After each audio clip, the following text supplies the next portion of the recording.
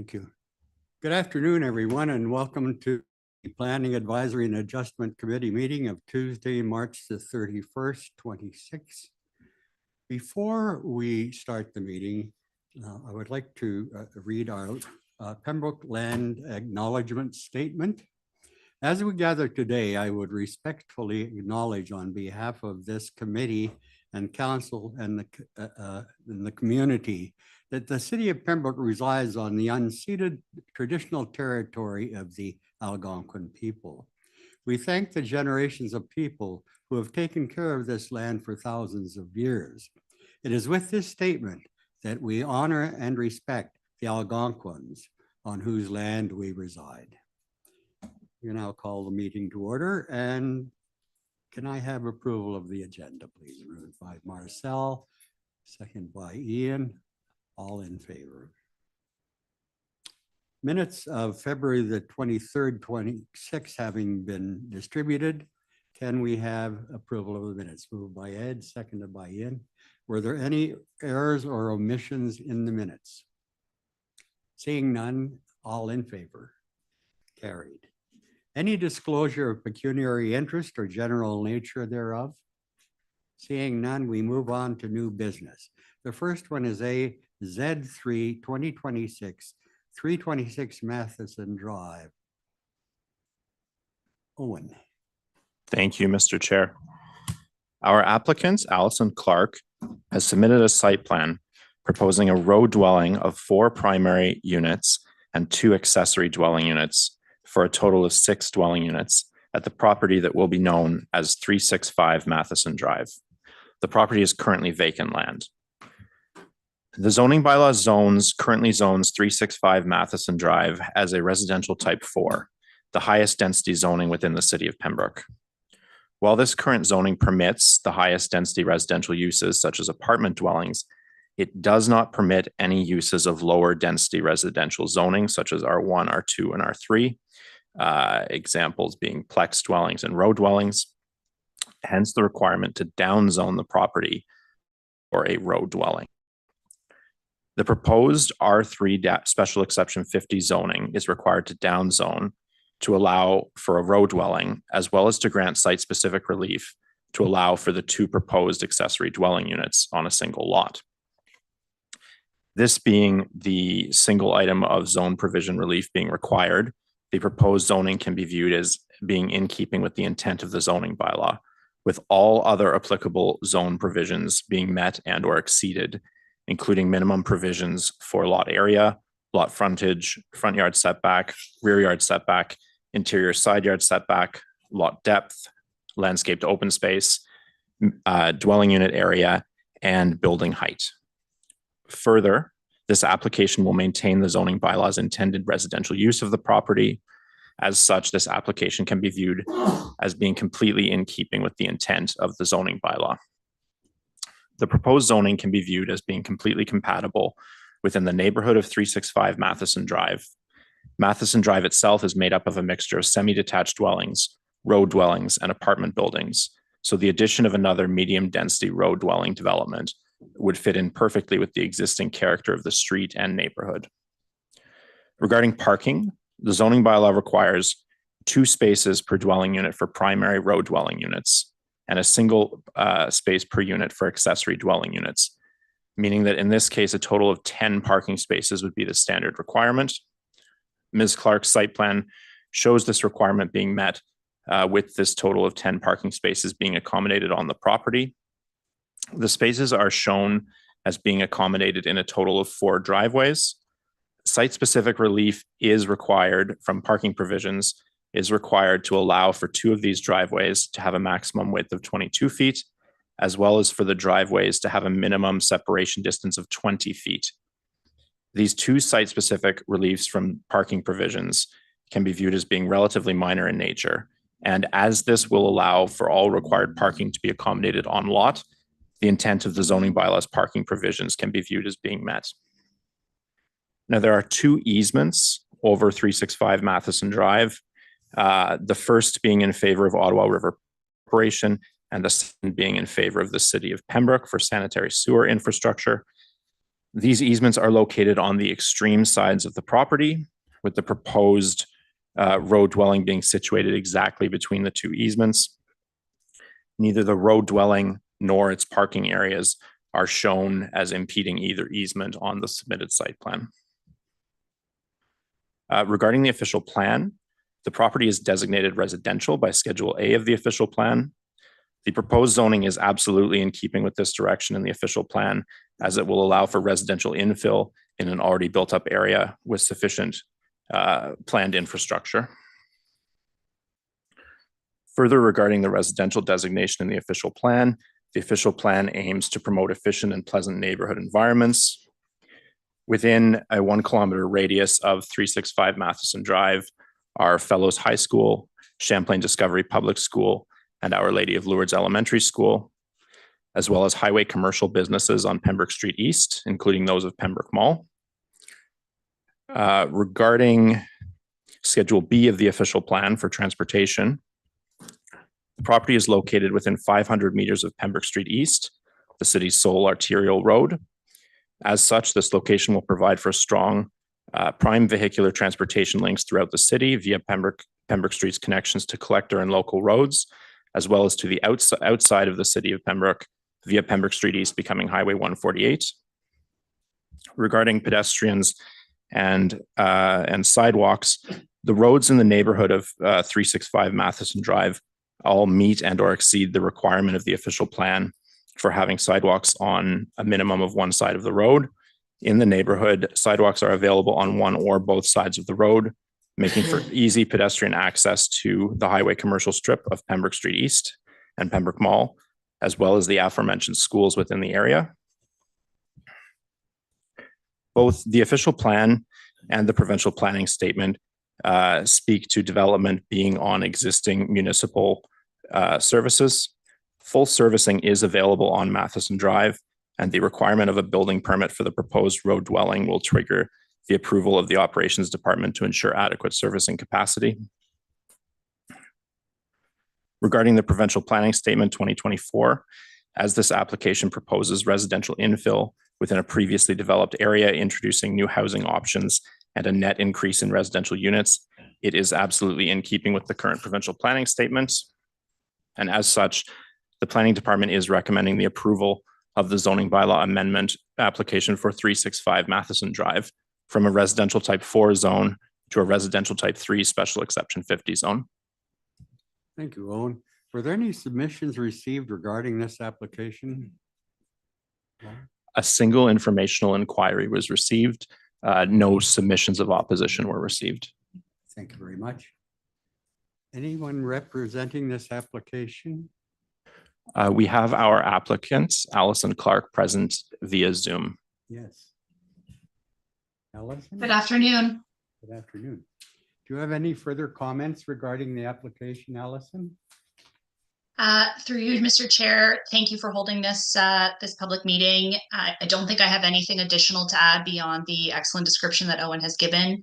I'd just like to add a little bit of insight that the property owner is intending that these units are all rental units. And that's the main goal with providing the 4-row homes with the additional dwelling units on the 2 end units. Thank you. Anyone like to speak to this? Ian, please. My first question, sorry, I thought Allison Clark was the owner. Who is the owner of the property? The owner of the company. Sorry, go ahead, Owen. I'm sorry. Through you, Mr. Chair. The owner is Norlock Enterprises. Okay. I have no. Norlock Enterprises. Norlock, yes. Okay, I don't have any issue then. Yes. Yeah, so I would certainly support this, and I would move that we accept the recommendation. My only comments are actually more general, not dealing with this property at all. That I wish our zoning bylaw had a bit more leeway so that we didn't do down zone. I would have preferred to keep options open for the future, whatnot. Again, obviously, Allison, this has nothing to do with this exact property, but because I do know some of our local communities, like some of their zones would say that you know, like the R4 includes R1, R2, like, now I don't know, I would have thought it'd be a waste if someone built a single house on this property, but certainly in an R4, you know, if somebody's building a row house with 6 units, I might have thought that should be fine, but that's something, again, that's more obiter for future discussions about our zoning bylaw, but I'd be happy to support this.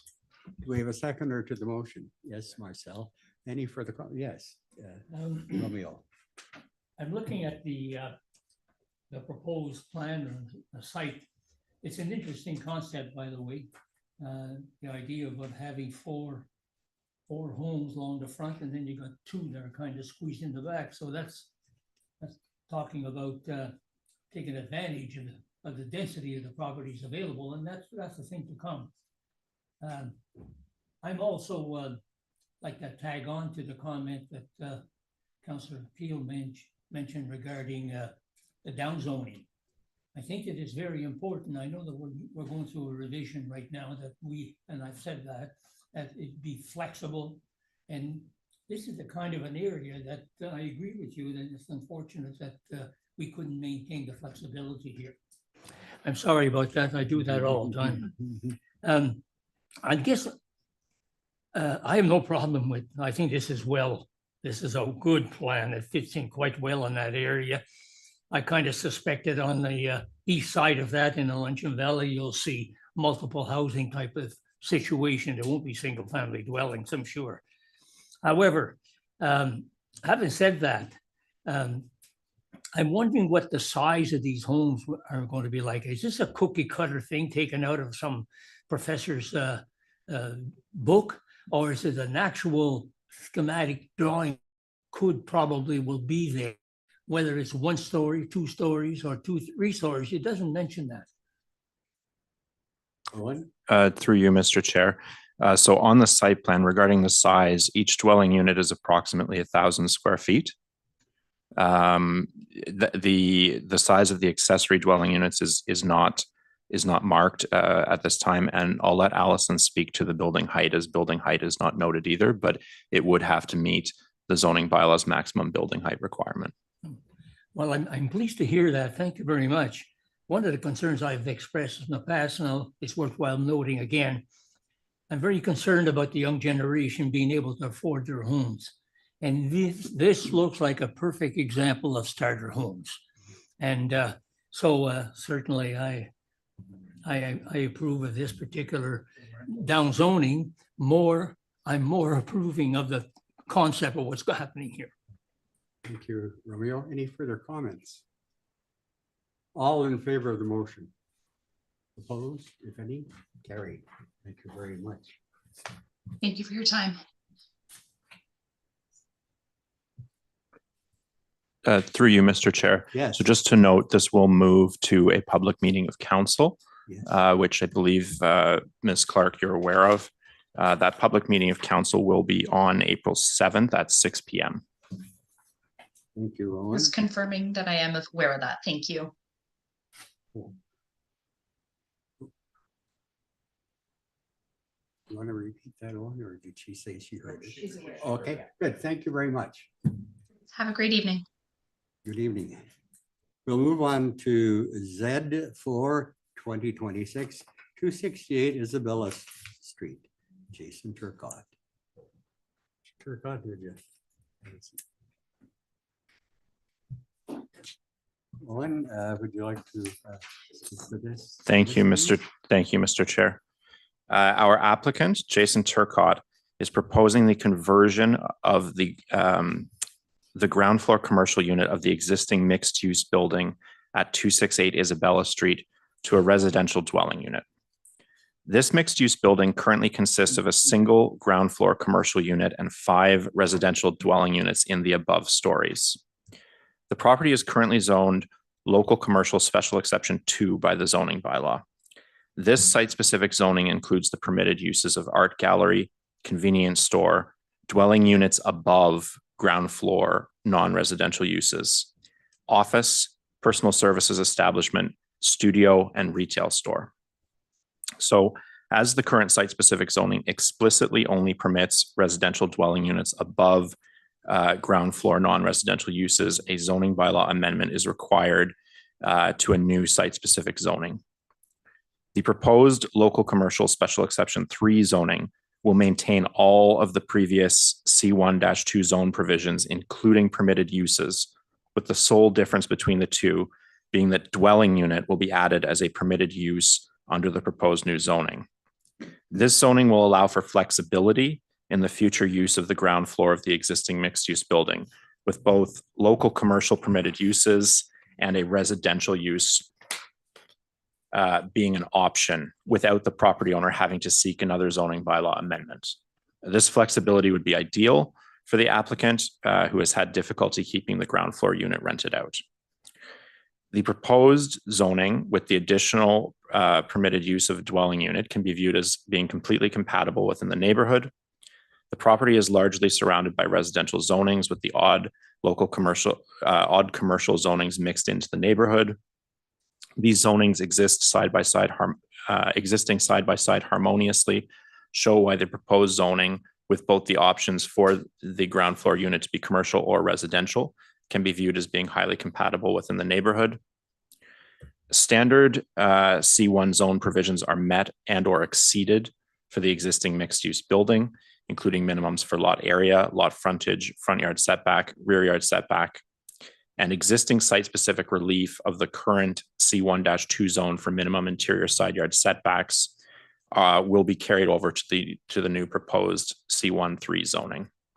As such, this application can be viewed in keeping with the intent of the zoning bylaw.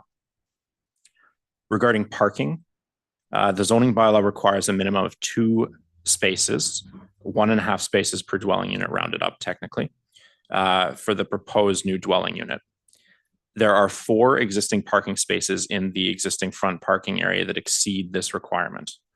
The existing 5 residential dwellings in the above stories of the existing building, for them, a single parking space per dwelling unit is required, meaning a total of 5 parking spaces are required for their use. These are and can continue to be provided in the existing parking area to the rear of the building.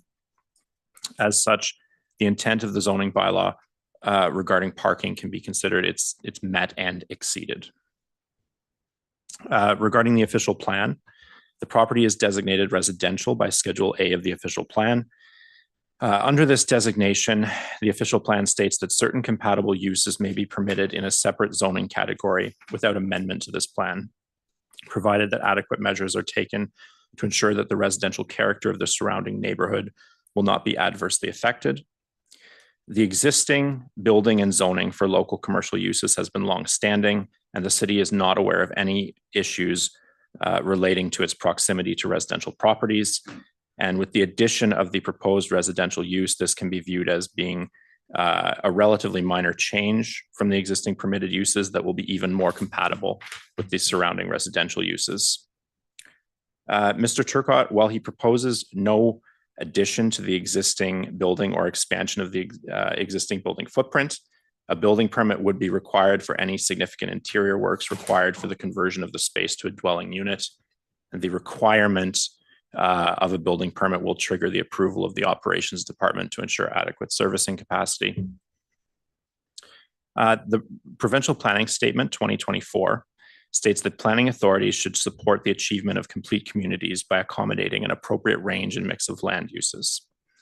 As the proposed zoning will support the achievement of a complete community by providing flexibility in these permitted uses with residential options of the mixed-use building and zoning providing housing options, and the local option of the mixed-use building and zoning providing employment and for local commercial needs of the community, this application can be viewed as being in keeping with the provincial planning statement.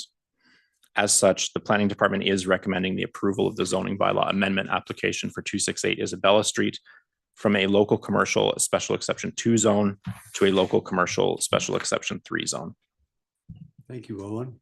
Were there any submissions regarding this application submitted, Owen? No inquiries nor submissions were received. Good, thank you very much. Would you like to speak to the application or? Sure. Yeah, good, thank you. Can you hear me okay? No, we just thought it would be a lot better as a residential apartment, because as a commercial spot, it was hard to find a right tenant. We didn't want like a lot of traffic in the residential area, and it needed money to stay as a commercial unit, and it was really easy to switch it to a residential unit. And I mean, there's a pretty big need for housing, so I thought it'd just be a lot better fit for the neighborhood and the building itself, sort of thing. So, and it'd be a nice apartment when it's finished. Thank you very much. Yes, Ed. Mr. Chair, I believe that Owen said there's 1.5 positions for parking per unit. Is that correct? That's what allowed? Through you, Mr. Chair, that is correct. And that's rounded up to 2 parking spaces. So basically at 1.5, you have 6 units, you have 9 vehicles, right? That require parking. Through you, Mr. Chair. No, the 5 units above, the zoning bylaw only dictates a single parking space per dwelling unit for Okay. them. And how would you put it? A lot of people have 2 vehicles, you know? So my concern is if they're being accommodated for X number of vehicles based on the number of units, where do the other people park? That's a very narrow street. There's issues there, you know, when there's a funeral, for example, you know, people are parking right along the street, difficult for snow removal. Do we know how many vehicles actually park there? And I'm not trying to be nosy. I'm just saying, you know, are we providing the accommodation for park that we should?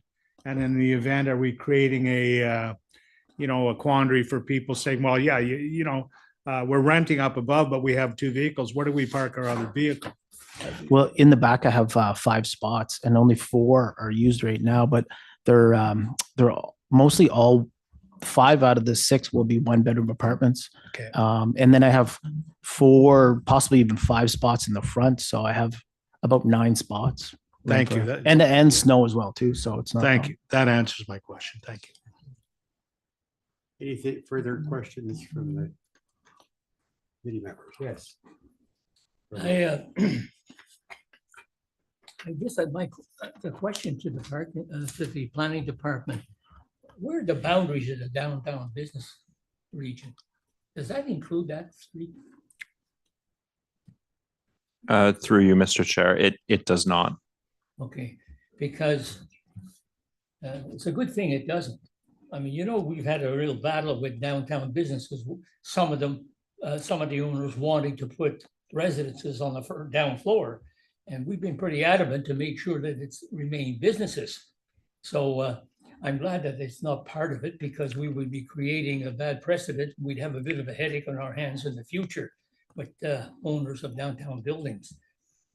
Having said that, it's kind of interesting, Mr. Turcotte, and I through the planning department to you, that you're going to have a situation here where you not only have your cake, but you want to eat it.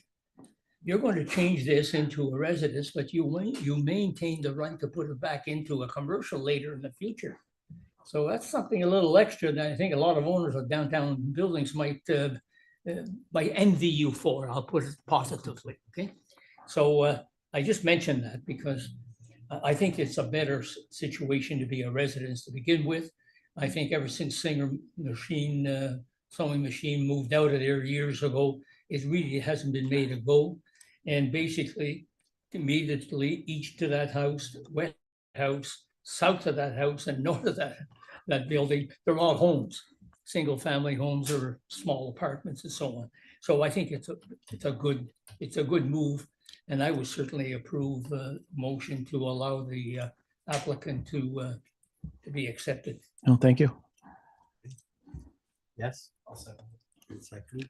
Any further comments? Yes, Ian. I'm going to agree with our vice chair on this one. I think the fact that it's interesting. He points out that we're letting this building kind of go a couple different ways. This whole neighborhood has a mix of commercial, institutional. This has got to be one of the most mixed blocks that we probably have in the city. In terms of the issue that Romeo, you raised with respect to the lower floor. I just want to make clear that I would right now never approve that downtown. This, of course, it's a couple streets away from downtown. It generally isn't a commercial area like the downtown, Lake Street and Pembroke Street are. So if anyone had any ideas, this is not something I would get into in the downtown core. But it's because this neighborhood is itself quite a mix. And I'm assuming this property at one point, I'm just looking at it, I'm assuming it was residential way back when, because it looks like a commercial front put onto a residential looking style building.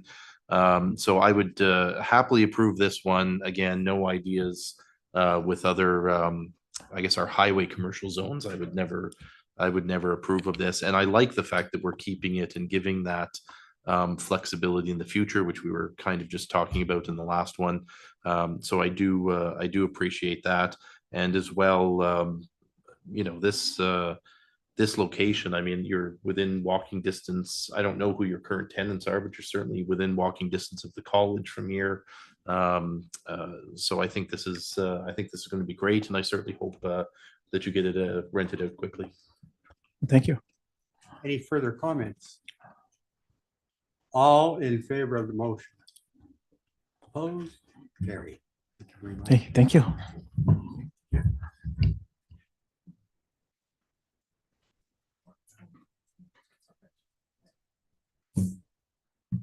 Okay, new official plan. You keeping with this, Colleen? Okay, so as you may be aware, we're redoing our official plan. And so under the Planning Act, the municipalities are required to regularly review our official plan. And so we've opted to we have two options. We could either do a new official plan, or we could do a 5-year amendment to the plan. If we do a new official plan and it's approved by the province, then it's good for 10 years. By just doing an amendment to the official plan, it's only good for 5. So we asked for, when we were asking for prices, to provide us with 2 prices, and we chose to go with the new official plan with a 10-year approval. So we're looking at completely reevaluating land use policies, growth management strategies, and community objectives. And again, once our new official plan is approved, then it would be in place for 10 years. So right now, our present official plan was approved in 2016, which means the 10 years is up because it was approved as a new official plan. So that's why we're in the process of doing a new one. So at the November 4th, 2025 Planning and Development Committee meeting, the committee endorsed and recommended JL Richards as our consultants at a cost of $64,470 plus HST. So our new official plan, as you might have heard, is well underway, and we had a special meeting of council on March 17th to explain the process to council and to the public. The public were invited, and the PBIA, the Ottawa Valley Affordable Housing, the Pembroke 50 Plus Active Living Center, representatives for Active Transportation, and our vice chair was there as himself to speak about issues that should be addressed or elaborated on in our official plan. So the city is now entering our second phase of the project, and that's the background review. So in that background review, we're going to have an online survey. We're going to have population projections. We'll have a vacant land supply analysis. We'll have a digital base map, and that should be completed by the end of April. And then the third and final stage would be public meeting, council presentation, public open house, and adoption, hopefully by council, and then approval by the Ministry of Municipal Affairs. And we're aiming to get there by September. So on another note, completely aside from this, the Ministry of Municipal Affairs, once they heard we were starting the process of doing our official plan, asked if we would be the city of Pembroke would be part of a pilot project. And that pilot project is a streamlining initiative that's required to be undertaken, that will be required to be undertaken by all municipalities in their official plan when they're redoing their official plan. So the benefits, there's 4 municipalities that were chosen. The benefits of us being chosen for this pilot project means the ministry would offer the city a Pembroke frontline top priority for processing and feedback on the official plan. The piloting portion is fairly scoped. So we're looking at a standardized land use designations. So they want every municipality in Ontario to have standard land use designations. Like right now we have residential, institutional, industrial. We have one that's economic enterprise. Well, I can't see that being one that's going to be considered a standard. So everybody will have all the same designations. Everybody will have the same table of contents and the same headings in their official plan. We would also, by participating in the pilot, we would also minimize or alleviate the need for future official plan amendments. If we got this approved, the province might say, oh, we're standardizing now. So all municipalities have a year or 2 years now to make sure they're standardized. So we would forego that because we'd have been in their pilot project and we'd still be in the 10-year approval. So while it's a great advantage for the city, there was an additional cost as the consultants didn't budget for this additional work. So we just found out about this after the approval of the November amount. So the Parks and Recreation Committee did approve the additional cost so that the city could take part in the pilot project. So to do that, the city's new official plan, to be part of the pilot project, there was a cost. There was also a cost to change our AutoCAD drawings to shape files. So apparently AutoCAD is out of date for using it for our land use designation maps. So now we have to change that technology to shape files. And so that was also approved by the Parks and Rec Committee. So again, for under financial comment, the whole cost of the official plan in November was $67,400. Now we're looking at an additional $10,261.30 plus HST. Again, that was approved to be part of the pilot project, to change our AutoCAD drawings to shapefiles, and for a few additional meetings that were about $250. So this is just an information item as to where we are. So at the open house, you'll be all notified of an open house. We have a list of stakeholders that are included, like some of those stakeholders were at our initial meeting, and they're asked to be part of the open house and to keep providing comments, and they will get a draft of the official plan and be able to provide comments. And then in relation to the comments that were made for the first item tonight about a flexible zoning bylaw, so the Planning Act says when there's a new official plan approved, you have 3 years from that approval time to update your zoning bylaw. So we'll definitely, maybe we can look at doing it quicker than that, and have it so that there is more flexibility, that we're kind of, meeting today's requirements, and look at that. And the trend is in zoning bylaws is to reduce parking, not increase parking. So that would be something but that's the big cities too. So we want to make sure that we look at things and how it works for the city. So those are all issues that will be coming up. Ed. Mr. Chair and Vice Chair and Committee, I think, that you've been chosen for the pilot project is a feather in your cap. People in the province are looking at you and your staff and saying, hey, these are the people we want to have involved in the planning process as we move forward. And sage words by our vice chairman at a public meeting, he talked about going underground for additional units under the standard land usage process. Will we have that as part of our consideration? We're landlocked. You can either go up or you can go down. And I think Romeo at a public meeting, Mr. Vice Chair had talked about that. And I think that's a profound and very sage statement that we should be looking at alternatives for development, based on the land footprint that we have. So will that be taken into consideration as part of this? So through you, Mr. Chair, the official plan are just basically guidelines and documents. It's the zoning bylaw that would get into the nitty gritty and, and setbacks and parking and all that kind of stuff. So we'd have to check with our consultants, but I personally don't feel that that would get into the official plan. It's just high level residential.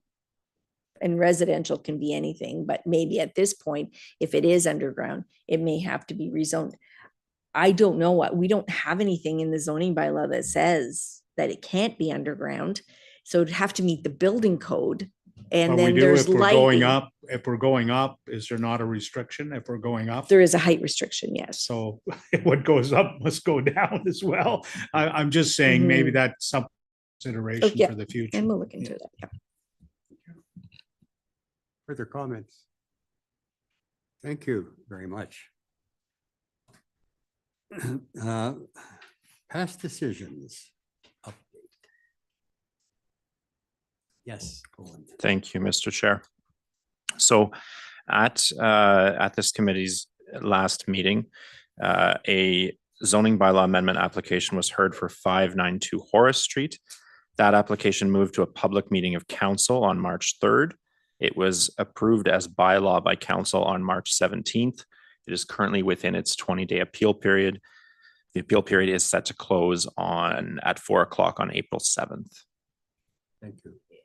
It's interesting to note, Owen, that there were several people here, just so that they're aware, that weren't at this particular meeting, at the council meeting, that had some concerns. Yes, that's right. We did have a number of members of the public show up at the public meeting of council, and they raised concerns generally around the density and the parking configuration of the property.